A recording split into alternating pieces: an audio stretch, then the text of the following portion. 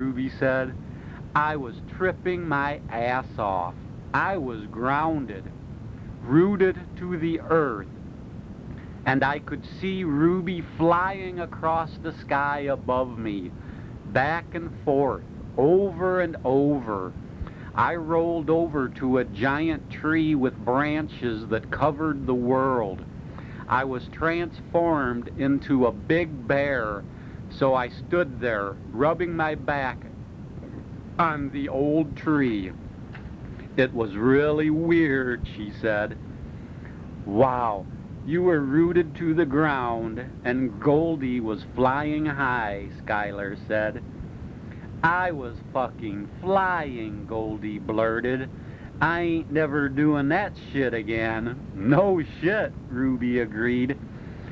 Well, now you can go beyond drugs because you have seen the other side of reality, Skylar said, and we all laughed out loud. They offered the girls a beer, but they turned it down. We were still smoking bowls, so they took a couple of hits off of that. We were attracting a crowd now. A couple uptown hippies joined us for a smoke break.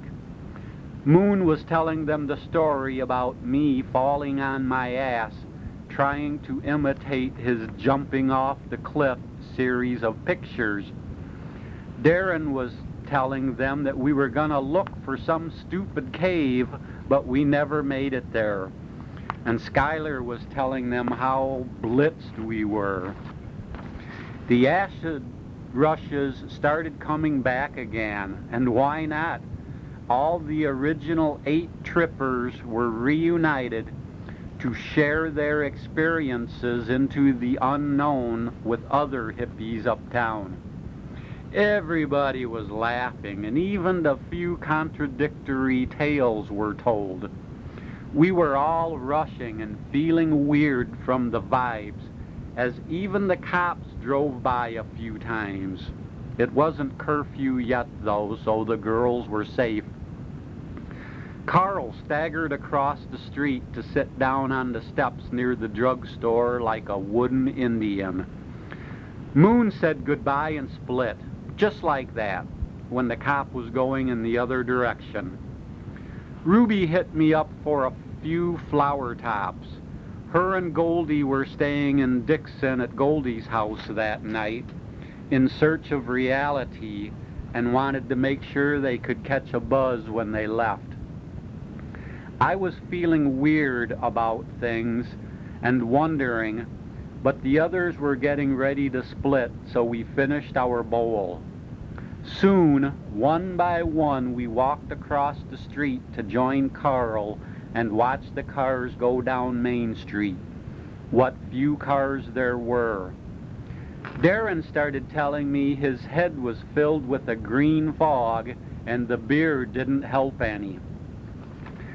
I sat myself away from the party-hardy kids uptown to meditate and think things over, like how to stop this insane trips festival, because we didn't really exist in the minds of even the people participating in this cement jungle experiment. After long minutes of meditation, I thought the madness was over until we noticed the cops were out in full force.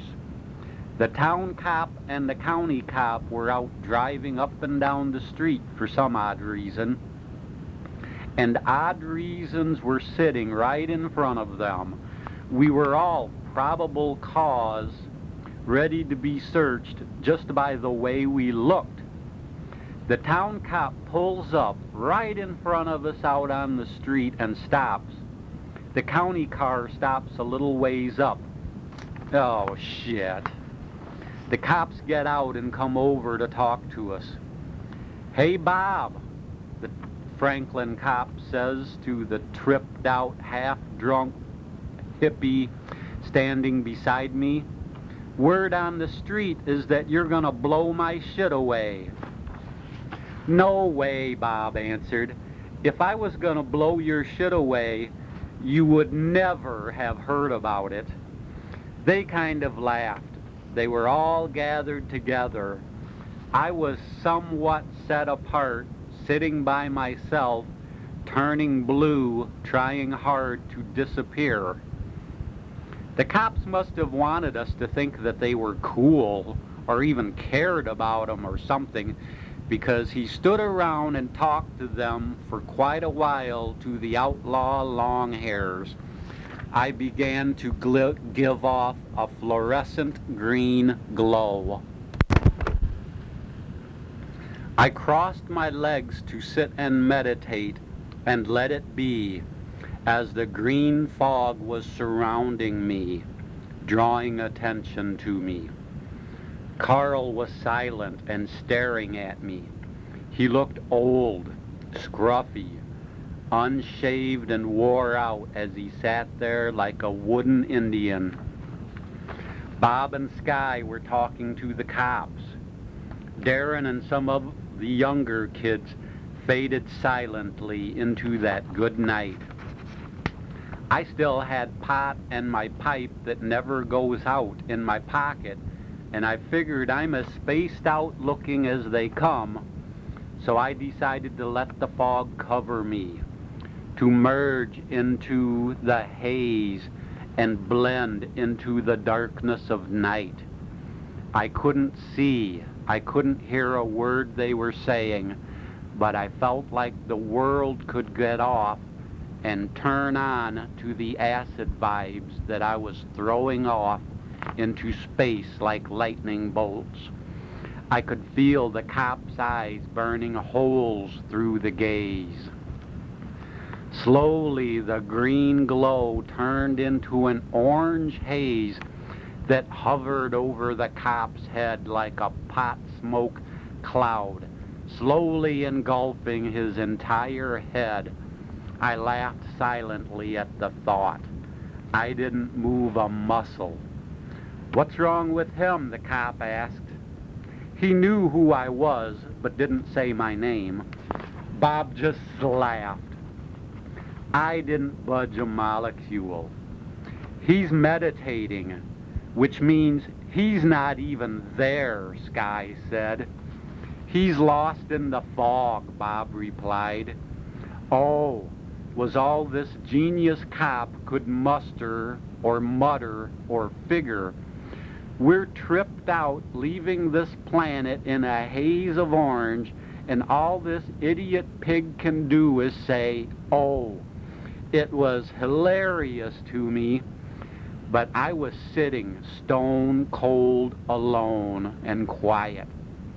I'm changing into luminous colors by now, sending rainbow ribbons into the night air to be blown by the wind across the streets.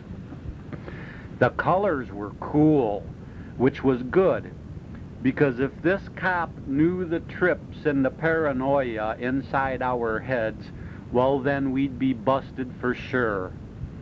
I hadn't moved a muscle. To me, it was a waiting game. Him waiting for me to move or talk, and me waiting for him to leave.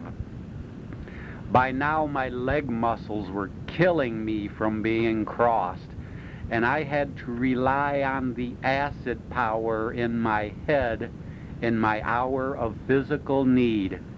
But I kept up that position, and after a while, I became comfortably numb from head to toe.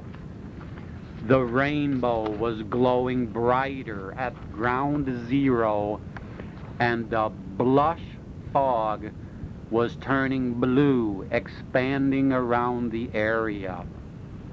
The cop finally said just about everything there is to say to be social, and sure enough, he must have reckoned that I'm not even there.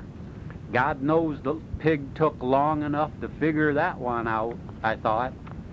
The cop was walking to his car. Thank God, I was aching all over waiting for him. The cop car was, of course, almost completely covered in fog now,